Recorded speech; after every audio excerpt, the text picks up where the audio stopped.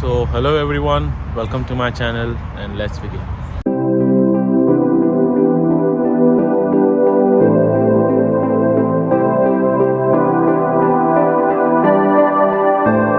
So आज के video में हम लोग डिस्कस करेंगे about advantages and disadvantages of moving to Canada even as a student as on work permit किसी भी तरह से we will just discuss about the pros and cons of Canada. Up to my experience, अब तक जो मुझे experience हुआ है और जो मैंने मेरे दोस्तों को एक्सपीरियंस करते देखा है उसके ऊपर ही ये टॉपिक है वो बेस्ड होने वाला है, क्योंकि I think it will help the incoming international students as well in future. I hope so. पूरे एंड तक देखिएगा, वीडियो को स्किप मत करिएगा क्योंकि काफ़ी इंपॉर्टेंट पॉइंट्स मैं डिस्कस करने वाला हूँ. और इस वीडियो को शेयर ज़रूर करिएगा जो भी आपके कॉन्टैक्ट्स में जो भी स्टूडेंट्स हैं, आपके दोस्तों के साथ, आपके कजिन्स के साथ, सबके साथ शेयर करिएगा, ताकि अगर कोई यहाँ आने वाला है या अगर कोई स्टडी अब्रॉड के लिए भी सोच रहा है किसी भी कंट्री में, तो उनके लिए भी ये वीडियो काफ़ी हेल्पफुल होने वाली है. तो शुरू करते हैं प्रोज से. एडवांटेजेस में जो है, पहला मैं ये कंसिडर करूँगा कि ऑब्वियसली मैं स्टडी पे आया हूँ तो मुझे यही फील हुआ है कि Canada's quality of education is one of the best in the world. ये फैक्ट है क्योंकि कनाडा की आई थिंक 20 यूनिवर्सिटीज़ जो हैं वो अभी लास्ट सर्वे में वर्ल्ड रैंकिंग में 20 यूनिवर्सिटीज़ कनाडा की लिस्ट हुई थी. सो उसके ऊपर से आप मतलब अंदाज़ा लगा सकते हैं कि कनाडा की universities they deliver better quality of education as compared to other countries. So the second point is that the student, whoever comes over here, they get to know different kinds of people, different types of people with different cultures जो कि उन्होंने अपनी country में, अपनी home country में experience नहीं किए हुए होते हैं, क्योंकि Canada is known as the land of immigrants, right. तो उसमें यही एक बहुत अच्छा पॉजिटिव पॉइंट आता है कि हमें अपने आप को एक्सप्लोर करने का मौका मिलता है और दुनिया में और कौन कौन से टाइप के लोग हैं, कौन कौन से टाइप के कल्चर्स हैं, किस तरह से लोग अपने कल्चर्स को फॉलो करते हैं. कनाडा में आने पे ये बहुत अच्छे से एक्सप्लोर करने को मिलता है, क्योंकि यहाँ पे हर तरह के, हर जगह से लोग आए हुए हैं, दुनिया के हर कोने से यहाँ पे लोग आके बसे हुए हैं. So that is another point that once you go into the university, start the classes and stuff, you get to know different people, different types of cultures and stuff like that. One of the most important points from my perspective is that is a student safe or not in a new country, in a new place?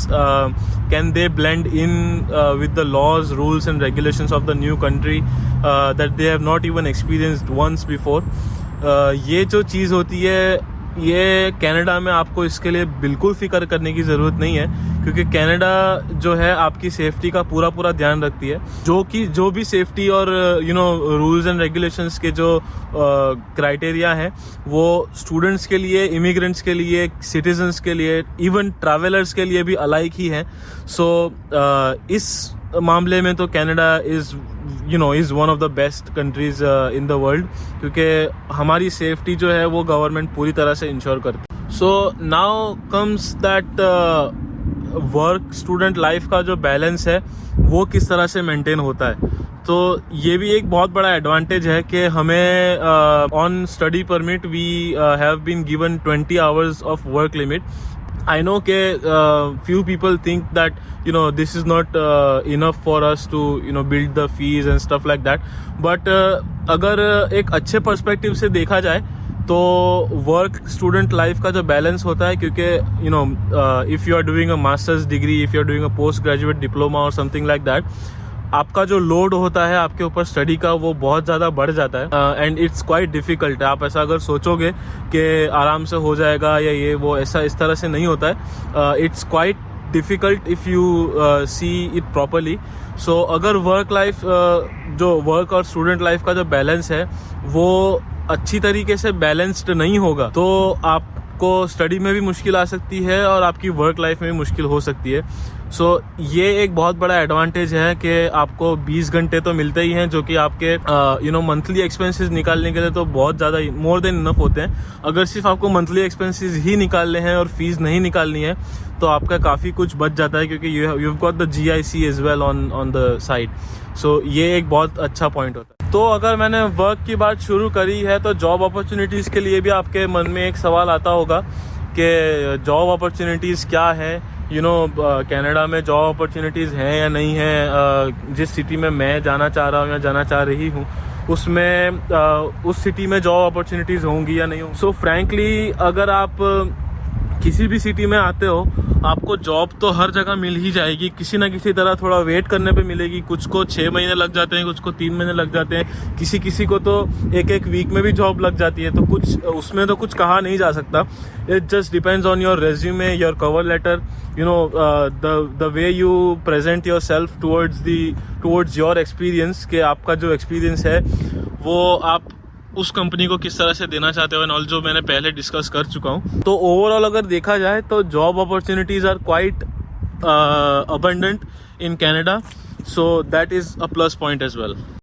अब हमने advantages तो बहुत देख लिए, लेकिन जैसा मैंने कहा कि हर जगह के एडवांटेजेस के साथ साथ डिसएडवांटेजेस भी होते हैं। The most important disadvantage that I can that comes in my mind is cold weather, which I am experiencing right now as well. अभी का टेम्परेचर तो इतना कुछ पता नहीं है, पता नहीं 1-2 डिग्री होगा शायद, but the wind makes it very cooler. और मैं तो फिर भी विंडसर में हूँ। Windsor is the one of the southern most towns in cities in Canada. तो ये तो मतलब यहाँ का जैसे टेक्सास है USA में, वैसे यहाँ पे ये है, क्योंकि ये बहुत ज़्यादा गर्म होता है। तो आप सोच सकते हैं कि अगर आप किसी और सिटी में जाओगे तो आपको कितनी ठंड लगेगी, कितनी ये होगी। तो अगर आप ठंड से कोप अप नहीं कर पाते हो तो Canada is not the country for you unfortunately. But अगर आप ठंड से कोप अप कर लेते हो तो Canada is one of the best countries as I said before. So second most important disadvantage comes to high taxes in my perspective, के taxes जो हैं कनाडा में as compared to different countries बहुत ज़्यादा high हैं।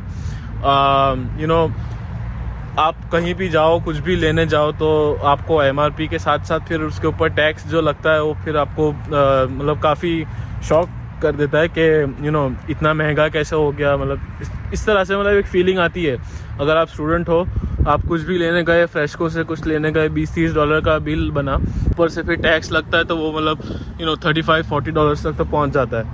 सो आपको फिर वो ऐसा फील होता है कि यार ये तो बहुत ज़्यादा खर्चा हो रहा है। But it is just something which we would not see in other countries. Other countries में क्या होता है कि वहाँ पे टैक्सेस तो लगते ही हैं, लेकिन वहाँ पे शो नहीं होते तो इतना पता नहीं चलते।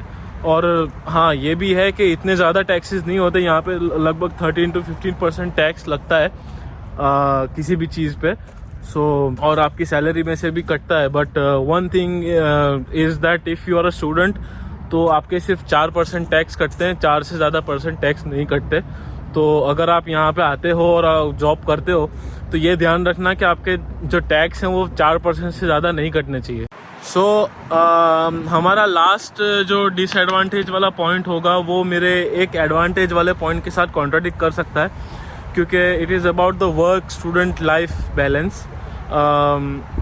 यहाँ कैसा होता है कि कुछ स्टूडेंट्स आके फिर वो कैश जॉब्स एंड स्टफ में लग जाते हैं। और मैंने देखा है कुछ स्टूडेंट्स ऐसे होते हैं जो सिर्फ जॉब के पीछे ही लग जाते हैं, फिर अपनी पढ़ाई पे ध्यान नहीं दे पाते, कोर्स सही से कंप्लीट नहीं कर पाते, स्टडीज़ में प्रॉब्लम आ जाती है। तो ये एक डिसएडवांटेज हो सकता है कि अगर आपको फाइनेंशियली मतलब ज़्यादा ज़रूरत है पैसों की और आप अरेंज नहीं कर पा रहे हो तो आप घर पे नहीं बता सकते कि हमें ज़्यादा ज़रूरत है। और इस तरह से फिर उस चक्कर में आके ज़्यादा पैसे कमाने के लिए आप कैश जॉब्स में लग जाओ तो उसमें फिर प्रॉब्लम हो जाती है, क्योंकि अगर आप जिस पर्पस के लिए यहाँ आए हो स्टडी के लिए यहाँ आए हो, अगर वही कंप्लीट नहीं कर पाओगे और उसी को कंप्लीट करने के लिए आप उसको सैक्रिफाइस कर दोगे तो फिर कोई मतलब नहीं बनता ना। अगर आप ज़्यादा जॉब करोगे भी तो वो आप किस लिए करोगे? आप एक अच्छा घर लेने के लिए थोड़ी करोगे इन स्टूडेंट लाइफ। आप अपनी मतलब यूनिवर्सिटी की फ़ीस भरने के लिए ही करोगे ना।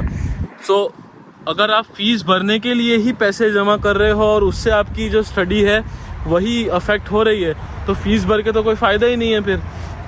तो ये मेरा एक पर्सपेक्टिव है जो मैं सोचता हूँ कि ऐसा नहीं करना चाहिए। तो ये इतना जो है मेरे हिसाब से, मेरे एक्सपीरियंस के हिसाब से मैंने ये एडवांटेजेस एंड डिसएडवांटेजेस जो है वो लिस्ट किए थे। तो मैंने सोचा कि आप लोगों से डिस्कस कर लिया जाए। आई होप कि मेरा जो एनालिसिस है छोटा सा वो आपको हेल्प करेगा, आपके किसी फ्रेंड को भी हेल्प करेगा अगर आप शेयर करोगे। सो ज़्यादा से ज़्यादा इस वीडियो को शेयर करिए। मेरे इंस्टाग्राम पे फॉलो करिए, आपको यहाँ पे नीचे आया होगा मेरा इंस्टाग्राम का यूज़र नेम, और मैंने डिस्क्रिप्शन में उसका नाम भी रखा हुआ है, तो मैंने डिस्क्रिप्शन में भी मेंशन किया हुआ है। सो गो एंड फॉलो। मैं उस पर रेगुलर अपडेट्स डालता रहता हूँ। अगर मैं कहीं घूमने जाता हूँ तो वहाँ के भी फ़ोटोज़ डालता रहता हूँ। अभी जो एरिया है वो जैक्सन पार्क है। It's a big park in Windsor. ये बहुत अच्छा है यहाँ पे, मतलब समर्स में बहुत अच्छा लगता है, और विंटर्स में यहाँ पे क्रिसमस के टाइम पे एक वो भी था, फेस्टिवल जैसा भी लगा हुआ था। सो लाइट्स वगैरह थी, इट वॉज क्वाइट डिसेंट। मेरे काफ़ी फ़ोटोज़ भी हैं वहाँ के। I will post it on Instagram, so follow me and check it out. तो आप अपना और अपने प्यारों का ख्याल रखिएगा, और मेरे वीडियोस अगर आपको पसंद आए तो लाइक करिएगा, चैनल को सब्सक्राइब करिएगा और शेयर ज़्यादा से ज़्यादा करिएगा। और प्लीज़ कमेंट में मुझे ये बताइएगा कि आपको किस बारे में वीडियोस देखने हैं, किस टॉपिक के बारे में आपको ज़्यादा जानना है, तो मुझे भी कंटेंट मिलता रहेगा और आप लोगों को हेल्प भी कर पाऊँगा, और हो सकता है कि आप भी किसी को इस तरह से हेल्प कर पाएँ मेरे वीडियो शेयर करके। So thank you very much, and अपना और अपने प्यारों का ख्याल रखिएगा, and remember, dream big to achieve big. Okay, peace, bye bye.